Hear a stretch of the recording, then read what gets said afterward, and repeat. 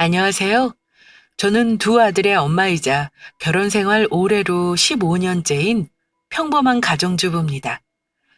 결혼 생활 15년이면 짧은 시간도 아닌데 그 시간이 참 빨리 흘러버린 것 같네요.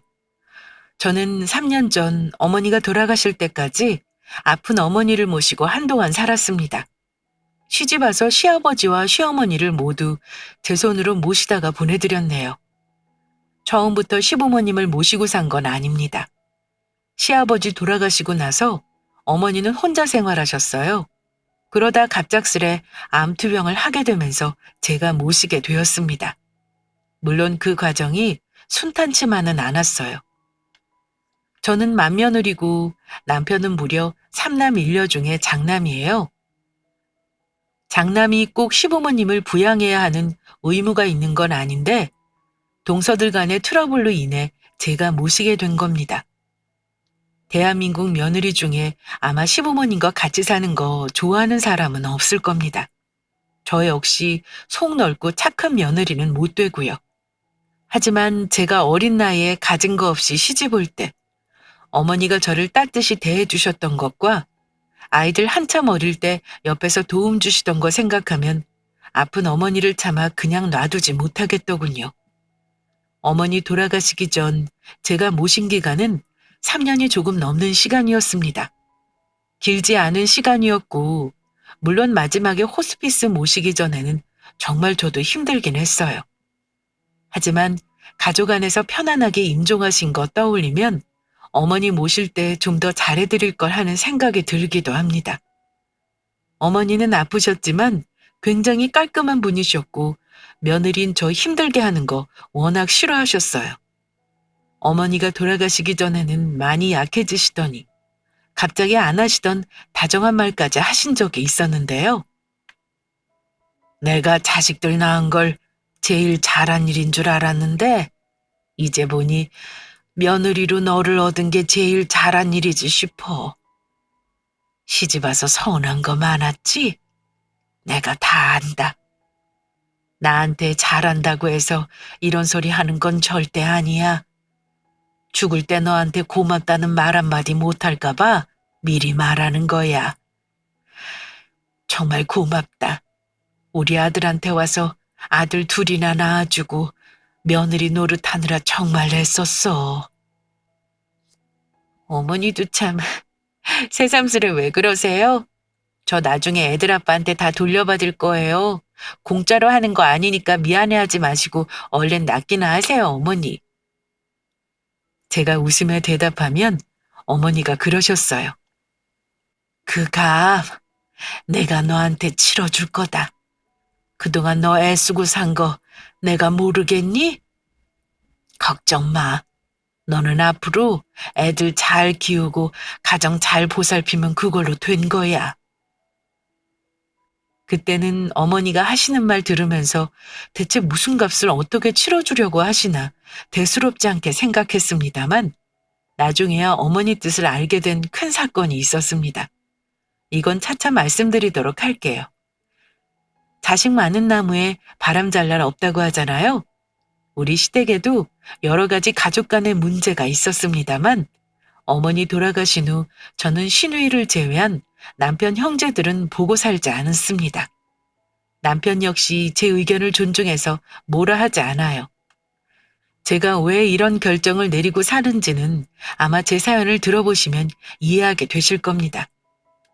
미리 말씀드리자면 저는 시집살이를 참 특이하게도 겪은 사람입니다. 시어머니 시누이 시집살이가 아니라 동서 시집살이라고 들어보셨는지 모르겠네요. 제가 결혼한 게 25살이었습니다. 그때 저는 작은 중소기업에서 격리 업무를 하고 있었는데요. 사실 제가 대학을 졸업하지는 못했어요. 집안 형편 때문에 바로 돈을 벌어야 했기 때문이에요. 결혼도 일찍 할 생각이 없었는데 어쩌다 남편같이 좋은 남자를 만나 고단하게 살던 거 내려놓을 수 있었습니다. 아직도 남편에게 참 고마워하는 부분입니다. 남편은 세무사인데 다행히 능력도 좋아서 경제적으로 힘들게 하는 것도 없고요.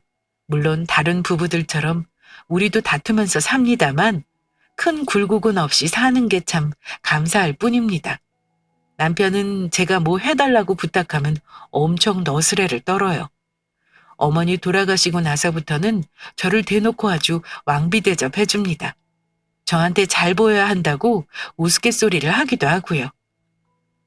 늙어서 당신한테 쫓겨나지 않으려면 마님한테 잘해드려야지. 당신 뭐 먹고 싶은 거 있어? 시킬 거 있으면 나 오늘 쉬는 날이니까 한꺼번에 다 시켜. 아이고, 그냥 하던 대로 하셔. 갑자기 왜 이래? 나보다 더 부자인 당신한테 잘 보이려고 그러지. 왜 그러긴. 여보, 나중에 힘없다고 나 버리면 안 돼? 남편은 마흔이 훌쩍 넘은 나이에도 저런 애교를 부립니다. 제가 워낙 무뚝뚝한 성격이고 살가운 면이 좀 없어요. 하지만 남편이 저런 애교 많고 다정한 성격이라 연애도 결혼도 어찌어찌 한 듯 싶습니다. 저는 남편을 만난 걸 지금도 참 감사하게 생각하거든요.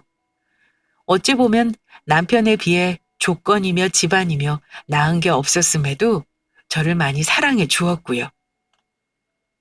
결혼 과정이야 뭐 쉽지만은 않았습니다.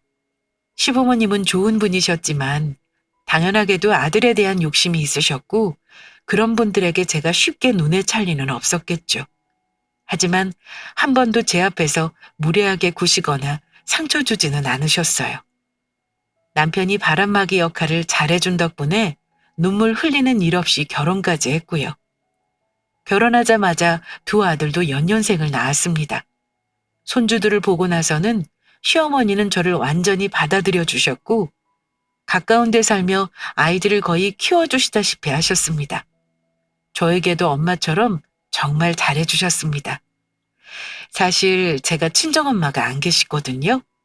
워낙 어릴 때 엄마가 돌아가셔서 모녀지간의 정을 잘 몰라요. 물론 엄마가 그리운 적은 많았지만요. 결혼 초반에 어머니가 저를 딸처럼 생각하시겠다는 말을 하시면 저게 말이 되는 소린가 하고 그냥 흘려들었을 뿐이었습니다. 집안의 며느리가 저뿐이었을 때는 그래도 시댁 가족 때문에 마음 상하는 일은 없었던 것 같아요. 막내 시누이는 저보다 무려 8살이 어렸었는데 저 결혼할 때는 고등학생이었습니다. 한창 입시 준비하느라 예민했고요. 저는 동생이 없어서 시동생들보다는 시누이가 무척 귀여웠어요. 그래서 용돈도 챙겨주고 화장품도 사주고 대학교 들어가서는 옷도 사주고 암튼 시누이와는 참 잘 지냈습니다. 어릴 때부터 봐서 그런지 시집간 지금도 저를 언니 언니 하면서 참 잘 따르네요. 시집 갈 때는 제가 어찌나 눈물이 나던지 아무튼 시누이하고는 지금도 지척에 살며 서로 챙기며 살아요. 여기까지 들으면 아마 문제없이 평탄하게 산 듯한데 뭐가 힘들었냐 하실 것 같네요. 하지만 진정한 시집살이는 총각이었던 도련님들이 하나둘 결혼하고 나서부터였습니다. 이제 짐작하셨을지도 모르겠지만 저는 나중에 시집온 동서들과 사이가 좋지 않았습니다. 왕따 아닌 왕따를 당하기도 하고 개무시는 기본으로 당하고 살았습니다. 그게 어찌 가능하냐 싶으시겠지만 말을 안 해 그렇지 아마 저처럼 동서 갈등으로 이혼하고 고민하시는 분들도 많은 걸로 알아요. 동서라면 보통은 손 아랫사람이고 나이도 어린 경우가 대부분일 겁니다. 그런데 저 같은 경우 둘째 동서가 동갑이었습니다. 그때가 아마 저 결혼한 지 6년쯤 되었을 때일 겁니다. 저는 연년생 두 아들 키우는 게 한창 힘들어 외모 꾸미기는커녕 얼굴에 로션 하나 바르기도 힘들 때였어요. 둘째 시동생이 결혼할 여자를 소개하겠다고 집에 데려왔었는데 그때 예비 동서를 보고 느낀 건 딱 한마디였습니다. 와, 정말 예쁘다. 나랑은 정말 다른 세상에 사는 사람 같구나. 라는 생각이 들 정도로 예비 동서는 키도 크고 굉장히 세련된 인상이었습니다. 저는 시댁에 동서가 들어온다는 게 좋았습니다. 같은 며느리로서 힘든 거 있으면 얘기도 하고 또 시댁 욕할 거 있으면 한편이 되기도 하는 그런 사이가 될 줄 알았어요. 하지만 첫 만남부터 동서는 저와는 친해지기 어려운 사람이라는 걸 느꼈습니다. 시부모님이 동서에 대해 이런저런 궁금한 것들을 물으시는데 예비 동서는 한마디로 미모와 학벌을 다 갖춘 사람이구나 싶었어요. 학교도 서울에 말하면 다들 아는 여대 나왔고 직업도 외국계 무슨 제약회사 다닌다고 했습니다. 심지어 집까지 잘 살았으니 말 다 했죠. 시동생이 저와 남편에게도 동서를 소개했는데 엄청 좋아하는 게 보이더라고요. 형, 형수님, 저랑 결혼할 사람이에요. 오늘 처음 인사하는 거라 많이 긴장했는데 잘 좀 봐주세요. 앞으로 형수님이랑 잘 지내야 하니까 이 사람 많이 가르쳐 주시고요. 형수님이 이 사람이랑 동갑이긴 하지만 그래도 편하게 대해주세요. 먼저 시집온 선배님이잖아요. 동생은 기분이 좋은지 웃으며 저에게 예비 동서를 소개했습니다. 아우, 도련님. 제가 가르칠 게 뭐가 있어요. 저도 아직 모르는걸요. 아직은 어려우니까 존대하다가 자주 보고 편해지면 천천히 말 놓을게요. 만나서 반가워요. 우리 집 식구 되니까 저는 너무 좋네요. 그동안 며느리가 저 혼자여서 은근히 외로웠거든요. 앞으로 잘 지내봐요. 저는 예비 동서에게 이렇게 말하며 손을 내밀었습니다. 그런데 예비 동서는 제가 내민 손을 분명 봤음에도 불구하고 제 남편을 향해 웃으면서 인사를 하는 겁니다. 처음 뵐게요. 앞으로 잘 부탁드립니다. 저는 내민 손이 무안해 얼른 거둘 수밖에 없었고 우리 남편은 멋쩍게 웃으며 이제 재수 씨라고 불러야겠네요. 저보다는 우리 집사람하고 앞으로 잘 지내길 바랄게요. 오늘 만나서 반갑고 결혼 축하합니다. 이렇게 대답했지만 저는 그 짧은 순간 동서에게서 뭔지 모를 부정적인 기운을 느꼈습니다. 뭔가 나를 경계한다는 느낌이랄까요? 그때는 첫 만남이니까 나름 어색해서 그럴 수도 있다고 생각하고 넘어갔습니다. 어머니는 우리 부부와 시동생 부부를 앉혀놓으시고 당부를 하셨습니다. 앞으로 우리 식구 될 거니까 내가 이거 하나는 당부 좀 해야겠다. 아무리 둘이 동갑내기 형님 동서지간이라고 해도 형님은 형님이고 동서는 동서인 거다. 앞으로 우리 집 며느리로서 둘이 서로 잘 도와가면서 지내도록 해. 네, 어머니. 서로 도와가면서 잘할게요. 저는 어머니 말씀에 대답을 했지만 동서는 눈만 멀뚱히 뜨고 미소만 띠고 있을 뿐 대답을 하지 않더군요. 그 모습 보면서 예비 동서가 만만치 않은 성격이겠구나 눈치채긴 했습니다. 동서와의 첫 만남 얘기를 이렇게 하는 이유는 결혼하고 나서 보니 동서는 고상한 외모와 달리 참 인간적으로는 아니다 싶은 점이 많았기 때문입니다. 첫 만남의 싸한 느낌이 틀리지 않았다는 걸 안 건 둘째 시동생 결혼하고 불과 몇 달 지나지 않았을 때였습니다. 집안일로 동서에게 연락을 할 때면 늘 쌀쌀맞게 했고 초반에는 형님이라는 호칭도 잘 하지 않았습니다. 아마 동갑이라 그랬을 수도 있겠죠. 그래도 시집 왔으면 이제는 가족이니 편하게 형님 동서 할 수 있는 거라 생각해서 저는 동서에게 말을 놨었어요. 동서, 이번 추석에 전날 미리 올 수 있어? 바쁘면 나랑 어머니랑 해도 되니까 일찍 와서 애쓸 필요는 없어. 그 말하려고 전화했으니까 마음 편한 대로 해. 저는 직장 다니는 사람이 아니라 명절 준비나 집안 행사는 어차피 어머니 때 가까이 사는 제가 더 많이 해야겠다고 늘 생각은 했었습니다. 혹여 일하는 동서가 신경 쓰일까봐 미리 말한 거고요. 그런데 제 말을 들은 동서는 아, 추석이요? 저는 아예 생각도 못하고 있었네요. 저 안 그래도 추석 전날은 바빠서 못 갈 것 같네요. 죄송하지만 형님이 좀 고생 좀 해주셔야겠어요. 저는 당일날 아침에 신랑이랑 갈게요. 동서는 아예 생각도 안 하고 있었다는 듯 당일에 오겠다는 말을 하더라고요. 그래, 동서. 내가 어머님께는 말씀드릴게. 바쁜 거 잘 처리하고 와. 우리는 추석 때 보자. 못 간다는 말을 했으면 적어도 미리 못 가서 죄송하다거나 하는 말을 할 줄 알았는데 전혀 그런 말 없이 자기 말만 하고 끊더군요.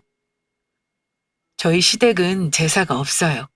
하지만 명절 전날 식구들 만들 음식을 만들고 당일날 아침에 다 같이 모여 식사를 하고 난 후 점심이 되기 전에 각자 헤어집니다. 시동생들이 총각일 때는 각자 데이트한답시고 정말 밥만 먹자마자 다들 사라졌었고요. 남편이랑 시누이와 함께 뒷정리하고 저도 애들 데리고 점심때에는 친정에 갔었어요. 솔직히 말해 시댁에서 음식하는 거 많지도 않아요. 당일 하루 고되긴 하지만 많이 힘들 거 없고 스트레스 받는 것도 없습니다. 그 정도 일도 하기 싫다고 하면 그냥 영 끊고 사는 게 나은 거죠. 저는 가족끼리 다 같이 모이는 거 필요하다고 생각하는 사람이라 음식 준비하는 거 즐거운 마음으로 했어요. 게다가 어머니는 명절에 제가 용돈을 챙겨드리면 그것보다 더 많은 돈을 애들 용돈으로 주시는 분이었어요. 하지만 동서는 결혼한 첫 해부터 우리 시댁에 오는 걸 별로 좋아하지 않는다는 느낌을 받았습니다. 시동생이 혼자 올 때도 있었고 가끔 같이 오면 시동생이 그렇게 동서 눈치를 보곤 했습니다. 동서가 아이를 출산하고 나서는 아예 애를 핑계로 시부모님 생신 때 도련님을 통해 돈 봉투만 보내는 일도 있었습니다. 저랑은 성격이 다르니 그럴 수 있다 생각합니다.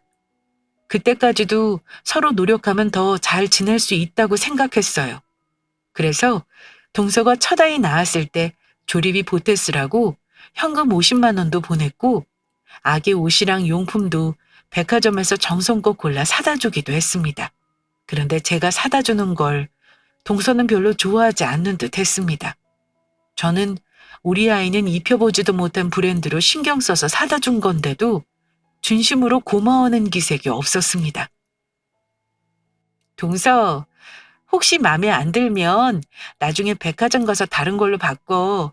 내가 동서 취향을 잘 몰라서 제일 잘 나가는 걸로 골라달라 그랬어. 아, 네. 그냥 입히죠 뭐. 어차피 애는 금방 크니까 몇 번 입히지도 못할 텐데요. 이렇게 시큰둥한 반응이 전부였습니다. 동서 시집와서 생일도 챙겨주었지만 돌아오는 거 하나 없었네요. 심지어 우리 애들 용돈 10,000원 한 전 준 적도 없습니다. 그런 거 바란 건 아니지만 어쩔 때는 좀 서운하긴 하더라고요. 동서는 시부모님 앞에서는 제게 형님 하면서 잘하는 듯 하다가도 둘이 같이 있을 때는 그렇게 차가울 수가 없었습니다. 약간 말투랑 표정이 싸늘하다고 하면 아실라나요? 어쩌다 아이 데리고 시댁에 오면 아이 본다는 핑계로 거의 일을 하지 않습니다. 심지어 설거지 한번 하는 신용을 안 해요. 물론 제가 혼자 다 한 건 아니고 어머니도 하시고 남편도 다 도와줍니다만 유독 동서는 시댁에서도 공주처럼 앉아있기만 했습니다. 어머니는 그런 동서에게 아무런 말도 하지 않으셨어요. 어머니는 원래 저한테도 마음에 안 드는 거 잔소리하는 분이 아니었으니까요. 둘째 동서와 몇 년을 지내면서도 가족같이 느낀 적이 없었습니다. 그쯤 돼서야 저는 동서와 한편이 되어 시댁에서 지내는 게 그냥 로망일 뿐이라는 걸 알았습니다. 하지만 이렇게 대면대면 지내기만 했다면 제가 영까지 끊고 살 일은 없었을 겁니다. 진짜 문제는 우리 막내 시동생이 장가를 가면서 일어났으니까요. 동서가 결혼해서 아이 3살쯤 되었을 즈음 막내 도련님이 결혼을 하게 되었어요. 당연한 수순으로 결혼할 아가씨를 집에 인사시키러 왔고요. 요즘 젊은 친구들은 다들 하나같이 키도 크고 어찌나 예쁘던지요. 게다가 막내 동서가 될 예비 동서는 교수 임용을 목표로 아직 박사과정을 하고 있다고 들었습니다. 하긴 막내 시동생은 아들 셋 중 제일 학벌이 좋긴 했습니다. 명문대의 전문직이라 선자리도 참 많았고요. 고르고 골라 데려온 사람이니 얼마나 대단했겠어요. 모처럼 집안에 있는 혼사라 가족 모두 새로 들어오는 식구에게 관심이 많았습니다. 그런데 식사하는 자리에서 이런저런 대화 중에 막내 도련님이 그러더라고요. 형수님, 혹시 이 여대 나오셨죠? 이 친구도 같은 대학교 학부 나왔어요. 형수님이랑 동창이래요?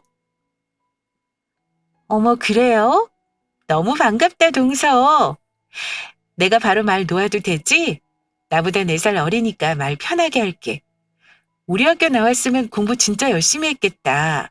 어렵다는 박사과정까지 하고 정말 대단해. 앞으로 우리 잘 지내보자고. 오빠한테 같은 학교 나왔다는 얘기는 들었어요. 같은 학교 선배님이 가족이 되니까 너무 좋은걸요? 제가 막내 며느리니까 앞으로 열심히 배울게요, 형님. 동서들이 서로 동창이라는 공감대를 형성하고 대화를 나누는데 저는 왠지 모를 소외감을 느꼈습니다. 같은 공간에 있는데 뭔가 보이지 않는 선이 하나 그어진 느낌이었어요. 하지만 이런 걸로 서운한 티를 내면 사람이 얼마나 못나 보이겠어요? 둘째 동서가 유독 제 앞에서 학교를 가지고 잘난 척하는 거 솔직히 그동안 느낀 적 많아요. 가끔 제가 고졸이라는 거에 신기해하면서 검정고시를 보라거나 방통대 가라는 말도 자주 했었거든요. 암튼 둘은 첫인사 때부터 아주 친하게 지내더라고요. 나중에 알았는데 막내 예비 동서 결혼 준비하면서 둘째 동서가 이런저런 조언도 많이 해주고 같이 만나 밥도 먹기도 하고 그랬다네요. 나중에 어머니가 동서들이 같이 가구 고르러 백화점 갔다는 말씀을 하는데 어머니 앞이라 내색은 안 했지만 은근 서운한 적도 있었습니다. 아니, 둘째가 너한테는 연락을 아예 안 한 거냐? 나는 너랑 다 같이 만나는 줄 알았다만 애가 참 가만 보면 은근히 소갈머리가 없어. 다음에는 그러지 말라고 얘기하랴? 아이, 어머니 그냥 놔두세요. 동서들은 제가 큰형님이라 불편할 수도 있죠. 둘이 같이 학교 동창이라면서요. 그러니 더 친하게 지내는 거죠, 뭐. 저 서운한 거 없으니까 걱정 마셔요. 너도 네 동서들 생각한다고 그렇게 물러터지게 얘기할 거 없어. 형님으로서 할 말은 대차게 하고 그래라. 뭔, 내가 잔소리를 해도 둘째는 도통 들어먹지를 않아. 그걸 막내가 보고 배울까? 나는 그게 걱정이구나. 어머니는 몇 년 지내면서 둘째 동서의 다소 차갑고 이기적인 면을 다 알고 계셨어요. 그래도 어머니는 제 입장에서 서운한 면을 헤아려 주시니 저는 그걸로 됐다 싶었습니다. 그런데 막내 시동생이 결혼하고 시간이 흐르면서 지켜보니 이건 아니다 싶은 일이 한두 가지가 아니었습니다. 어머니 말대로 제가 형님으로서 너무 무르게 한 건지 아니면 그 둘이 아예 저를 쉽게 생각한 건지는 모르겠습니다. 어머니 말대로 막내 동서가 둘째 동서의 행동을 보고 배우는 건지 명절이나 가족 모임이 있을 때면 두 동서는 은근히 저를 무시하는 듯한 행동을 많이 했습니다. 그러다 한번 가족들이 모인 자리에서 두 동서가 어머니에게 크게 혼났던 사건이 있었는데요. 그때가 아마 설 명절이었던 것 같습니다. 제사는 지내지 않아도 식구들 먹을 음식은 꽤나 많이 하는 편이라 제가 설 전에 동서들에게 연락을 했었는데요. 둘째 동서는 아기가 감기가 걸렸다는 말을 했고 막내 동서는 입덧이 심해 음식을 할 수 없다고 하더군요. 그래서 저는 기꺼이 오지 말라 했습니다. 대신 가까우니까 와서 밥은 먹고 가라고 했고요. 결혼 10년쯤 되니 식구들도 많아져서 음식도 많이 해야 하더라고요. 어머니가 몸이 안 좋으셔서 거의 저 혼자 식구들 먹을 음식들을 허리 아파가며 만들어 놨었습니다. 그런데 명절 당일에 아무리 기다려도 동선의 식구들이 안 오는 겁니다. 전화할까 하는데 마침 시동생들 2명이 들어오더군요. 그거 보고 어머니가 못마땅한 듯 물으셨습니다. 니들은 왜 이제야 와? 네 처랑 애들은 어쩌고? 늦으면 늦겠다는 전화 한 통 못하니? 어머니는 혼자 애쓴 저를 생각하신 듯 일부러 언성을 더 높이셨습니다. 죄송해요, 어머니. 애가 갑자기 아프다는데 어쩌겠어요. 아픈 애를 데려올 수도 없잖아요. 제가 오늘 뒷정리 다 하고 갈게요. 우리 집사람은 음식 냄새 맡으면 토할 것 같아요. 아예 쓰러져 누워있어서 가자는 말을 못하겠던데요. 이런, 아무리 마누라 말을 잘 들어도 그렇지. 수고한 네 형수한테 전화 한 통 못한다니? 그러는 거 아니야. 앞으로는 못 오겠으면 네 형수한테 전화라고 꼭 당부해라. 어머니가 혼내셨으니 제가 굳이 동서들에게 싫은 소리를 할 건 아니었지만 그래도 앞으로 또 이런 일이 있을까 싶어 단체 톡방에 메시지를 남기긴 했습니다. 그런데 제가 남긴 말에 둘 중 아무도 대답을 안 하더라고요. 분명 메시지를 읽었는데 말입니다. 당연히 저로서는 이 둘이 나를 무시하나 하는 생각을 떨칠 수가 없었습니다. 물론 그게 처음은 아니었습니다. 그 뒤로도 가족 행사가 있으면 동서 둘이서 짜고 같이 안 오는 일은 다반사로 있었어요. 그뿐이 아닙니다. 어쩌다 어렵게 모인 자리에서는 그 둘이 제가 듣는 데서도 예전 졸업한 대학교 얘기를 하면서 꼴감을 떨기도 했습니다. 가령 제가 끼어들 수 없는 대화를 일부러 제 앞에서 나누곤 했습니다. 학부 때 어떤 교수님이 수업을 들었는데 점수가 어땠더라라던가 어려운 논문 이야기며 전문 용어 얘기를 하면서 저를 소외시켰습니다. 그리고 짐짓 저를 생각하는 척 한다는 소리가 아, 맞다. 동서, 우리 큰형님은 대학을 안 가셨대. 근데 지금 애들 어느 정도 키워놓으셨으니까 공부 다시 시작해도 좋을 것 같지. 동서 지금 일 쉬고 있는 김에 형님 공부 좀 가이드해주지 그래? 어머 형님, 요즘 아무리 가정주부라고 대학 안 나오면 나중에 애들 커서 엄마들 사이에서 소외당해요. 직장은 없어도 학벌은 필수라고요. 근데 개나 소나 다 가는 대학을 왜 안 가신 거예요? 공부를 아주 못하는 스타일로는 안 보이는데. 둘은 아슬아슬 선을 넘을 듯 말 듯 이런 식으로 저를 무시하곤 했습니다. 어머니가 간혹 둘이 저 은근히 따돌리는 거 보실 때는 일부러 동서들에게 할 일을 시키기도 하셨어요. 그래서 기분 나빠도 동서들에게 나쁜 기색은 한 적 없습니다. 그런데 외려 이런 저의 행동이 저를 더 무시하게 만들었다는 걸 몰랐습니다. 아무튼 동서들이 들어오고 나서 저는 왕따를 당한 셈입니다. 요즘 학교 폭력은 대놓고 괴롭히는 게 아니라 괴롭히는 티를 안 내고 지분지분 괴롭힌다지요. 비약일지 모르지만 제가 딱 그 꼴이었습니다. 남편도 제가 서운해하는 거 알고 있었는데 오죽하면 동생들 모아놓고 잡돌이 하겠다는 말까지 했었습니다. 물론 제가 뜯어 말렸지만요. 왜 그런 말 있죠? 가족이든 친구든 힘들 때 내 옆에 남아있는 사람이 정말 내 사람이라고요. 그즈음 우리 집안에 우환이 생겼는데요. 가장 큰 우환이 뭐겠어요? 집안에 아픈 사람이 생기는 겁니다. 제 아들이 초등학교 5학년 때였던 것 같아요. 계속 몸이 안 좋으셨던 어머니가 걱정돼서 건강검진을 받게 해드렸는데요. 정말 생각지도 못하게 위암 3기 선고를 받으셨습니다. 전이도 좀 있는 상황이었고 암튼 암이 발견되고 나서 갑자기 전에 없던 통증까지 심해지며 어머니가 많이 힘들어하셨어요. 집은 가까웠지만 어머니 혼자 식사 챙기는 것도 힘들었고요. 수술 전에 항암을 먼저 해야 하는 상황이었는데 아무래도 며느리들이 돌아가며 챙겨야 할 것 같아 동서들에게 연락해 다 같이 만나 상의를 한 적이 있습니다.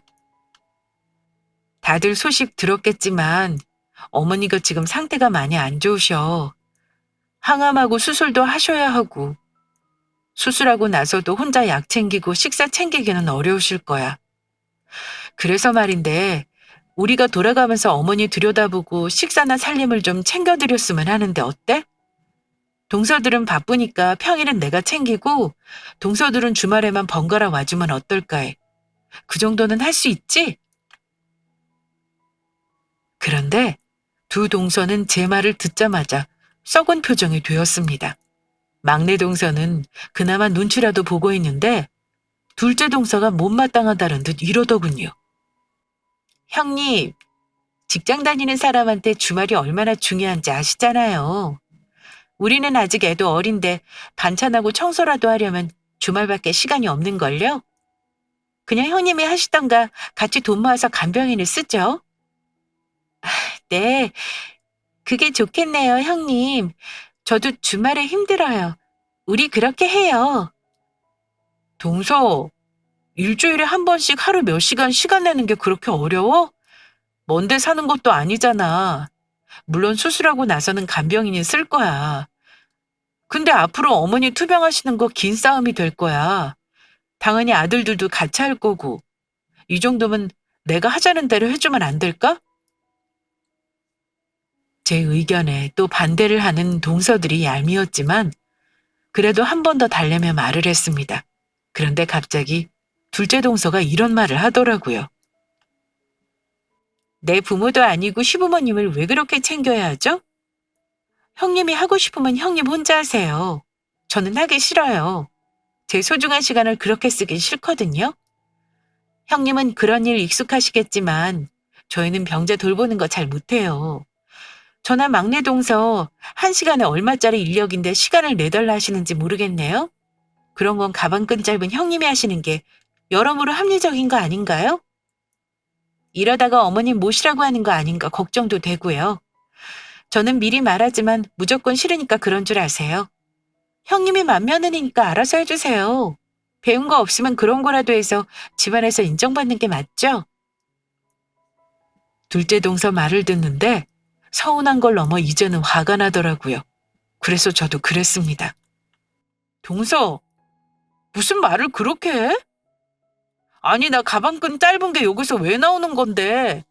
나는 배운 거 없으니까 어머니 수발이 당연하다 뭐 이런 거니? 원, 예전에도 느꼈지만 동서 참 싹수가 없어. 이기적인 건 말할 것도 없고. 막내 동서, 동서도 같은 생각이야? 그러면 둘 다 앞으로 찾아오지 마. 하기 싫은 거 억지로 강요 안 해. 네, 그럼 형님이 하지 말라 했으니까 그런 줄 알고 저희 갈게요. 동서는 얄밉게 대답하더니만은 막내 동서를 데리고 나가버리더군요. 정말 기분 나쁘고 기막힌 거 이루 말할 수 없었죠. 남편에게 말했더니 아주 난리가 났었습니다. 시동생들 불러 모아 뭐라 했다는데 시동생들도 부부싸움을 엄청 하긴 했다고 전해 들었어요. 하지만 저는 이미 마음을 비웠습니다. 그 일 이후 동서들은 마치 짝이라도 한 듯 연락을 일체 끊어버리더군요. 저는 그러려니 했습니다. 어머니에게는 이 일을 숨기고 일단 건강을 챙겨드려야 하는 게 우선이었습니다. 그 이후 어머니 간병하는 건 오롯이 제 몫이 되었습니다. 물론 남편이 도와주긴 했지만 아무래도 어머니가 같은 여자다 보니 제 손이 더 필요한 일이 많았어요. 수술하고 나서는 어머니를 아예 저희 집으로 모셨습니다. 암 환자 돌보는 분들은 아실 겁니다. 밤에 굉장히 아파하시고 위급 상황이 생기는 일이 간혹 있어서 혼자 계시게 할 수가 없었어요. 어머니는 다행히 저희 집에 오셔서 손주들도 보시고 점점 건강을 회복하시는 듯 했습니다. 그래도 암이 완치된 건 아니었기 때문에 저는 어머니 식단을 철저하게 챙겼고 건강관리에도 신경을 정말 많이 썼어요. 남편이 저한테 고마워 어쩔 줄 몰라 했죠. 저는 뭘 바라고 잘해드린 건 아니에요. 어머니가 저를 살갑게 대하시기보다는 무심한 듯 대하셨지만 결혼 생활 10년이 지나고 부모의 입장을 헤아릴만 하니까 어머니의 마음이 보이더라고요. 시집 왔을 때부터 저에게 상처 한 번 준 적 없이 보듬어 준 분이었고 엄마 없는 제게 잔정을 나눠주신 분이 우리 어머니라는 걸 깨닫게 되었습니다. 그러니 언제 가시더라도 제가 아쉬움과 후회가 남으면 안 될 것 같았어요. 그래서 정말 지극정성으로 모셨습니다. 그런데 암이라는 게 참 무섭더라고요. 모신 지 2년이 넘어가면서 뼈까지 전이가 되고 나서는 어머니가 많이 힘들어 하셨습니다. 어머니는 몸이 안 좋아지면서 점차 주변 정리를 하고 싶어 하셨습니다. 저는 어머니 재산에 대해 자세한 건 알지 못했습니다. 살고 계신 6억 상당 아파트와 월세 나오는 오피스텔 하나, 현금 정도만 알고 있었는데요. 어머니가 한 번은 저와 남편을 불러 재산을 정리하겠다는 말씀을 하시더라고요.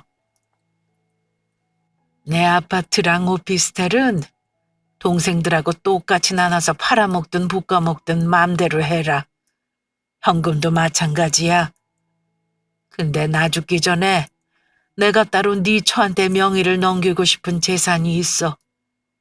이건 당장 팔기 힘드니 죽기 전에 명의 넘겨주고 세금까지 해결해 줄 테니까 너는 내가 결정하는 대로 따랐으면 좋겠구나. 저와 남편은 너무 놀랐죠. 알고 보니 어머니는 따로 외가에서 물려받으신 땅이 있으셨습니다. 그건 혹시 집안에 큰일이 생길 때를 대비해 마련해 놓은 거라 하시더군요. 어머니, 왜 그 땅을 저를 주시려고 하세요? 아직 오래오래 사실 텐데 그때 가서 결정하세요. 아니다. 나는 이미 결정했어. 나 때문에 몇 년을 고생하고 시집 와서 묵묵히 며느리 노릇 해준 너한테 이런 거 하나 못 주겠니? 더한 것도 줄 수 있지만 내 능력이 이것뿐이다. 너는 참말 말고 받아. 다른 형제들한테는 일처리 다 끝내놓고 얘기할 거다. 저는 어머니 뜻을 고사했지만 어머니는 거의 막무가내셨습니다. 그리고 남편 역시 어머니 뜻에 따르기를 원했어요. 그래서 저는 어머니에게 단독 명의로 10억 상당의 부동산을 물려받았습니다. 땅값이 많이 올라 세금도 만만치 않았는데 어머니가 전부 처리해 주셨고요.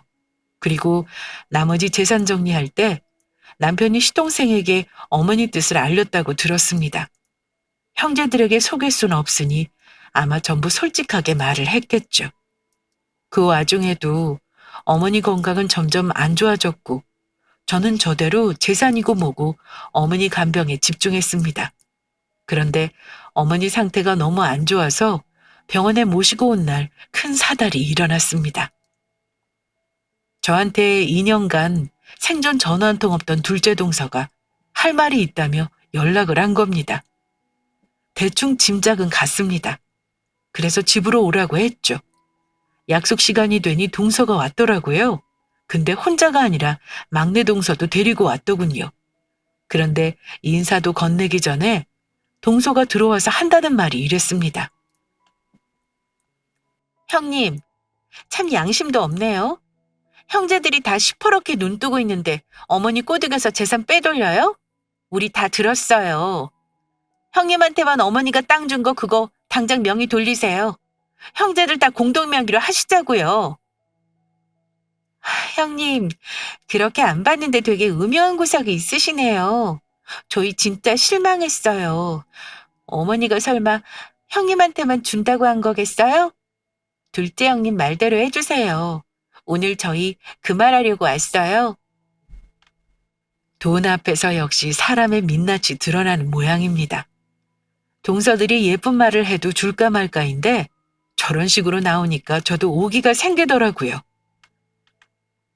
어머니가 이미 나한테 전부 넘기셨어. 내가 싫다고 하면 이래봤자 아무 소용없는 거 알지? 그동안 연락 한 번 없더니 어머니 재산은 그렇게 탐이 났나 봐? 어머니 뜻이었고 이미 다 끝났어. 앞으로 얼굴 볼 일 없을 거니까 돌아가 줄래? 지금까지처럼 우리 각자 알아서들 살자.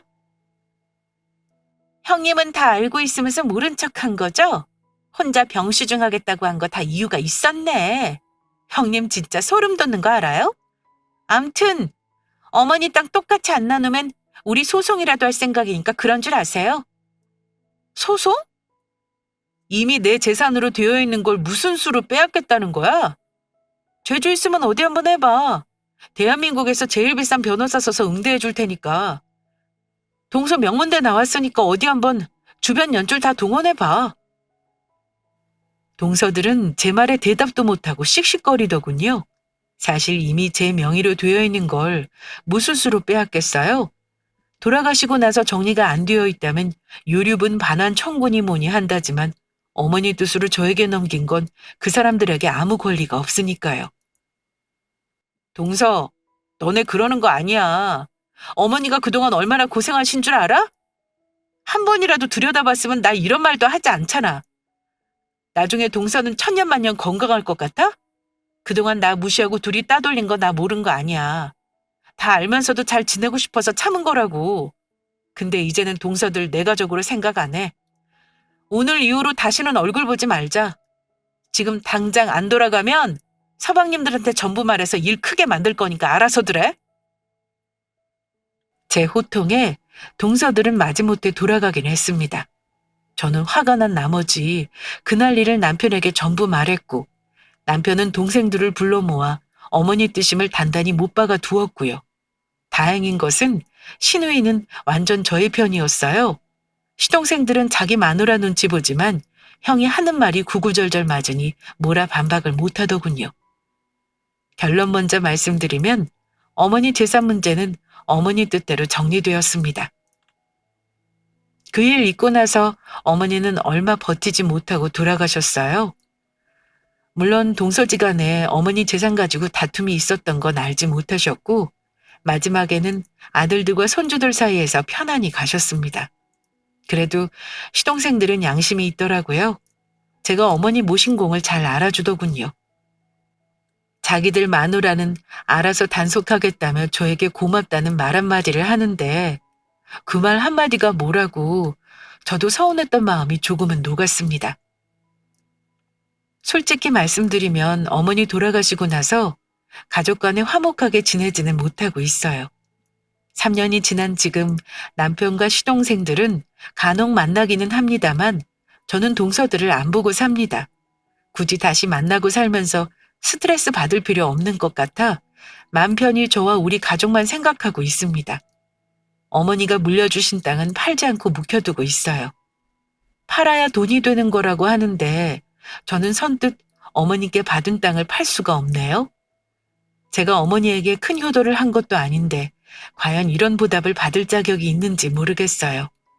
어머니 돌아가시고 아쉬움 없게 잘해드리려고 했지만 후회가 남는 것은 어쩔 수 없나 봅니다. 가족이라고 해서 모두가 잘 지낼 수는 없다는 거 제 사연 통해 아셨을 겁니다. 억지로 잘 지내는 건 서로에게 좋지 않은 것 같아요. 동서들은 저한테 사과할 사람들도 아니고요. 그냥 이렇게 각자의 삶을 살아가는 게 맞다 싶네요. 그럼에도 불구하고 말씀드리고 싶은 건 내 자리에서 묵묵히 최선을 다하고 마음을 곧게 쓰면 하늘은 내 편이라는 겁니다. 제 경우에만 해도 전혀 기대하지 않았던 행운이 온 거니까요. 그래서 저는 항상 마음을 곧게 쓰고 남을 배려하는 마음을 가지려고 늘 노력합니다. 그러면 언젠가 어떤 방식으로든 나에게 돌아오더라고요. 제 사연 재미있게 들으셨나요? 구독자분들도 이 좋은 날 가족과 화목한 나날 되셨으면 좋겠습니다. 제 사연이 팍팍한 일상에 시원함을 드렸다면 더 바랄 게 없겠네요. 긴 사연 끝까지 들어주셔서 감사합니다.